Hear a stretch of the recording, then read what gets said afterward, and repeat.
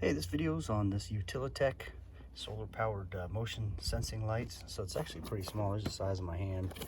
So we get two in one. We're going to go ahead and unbox these and install them, see how they do.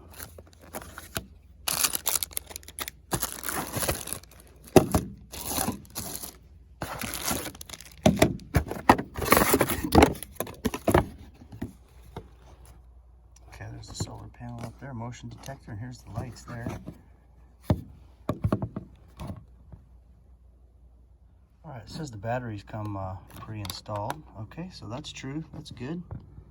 Sometimes you have to pull some plastic out of them to get them to work, but here I think we're good to go, so no need to remove the back.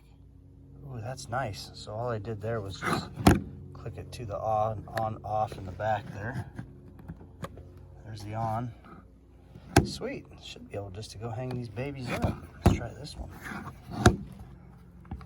Can't be that easy. There it is. Look at that. Okay. Those are nice and bright too. So looking forward to seeing how they're gonna do tonight. I'll hang these up. I'll try them in the dark. Like it. Very happy with these. Whew, bright.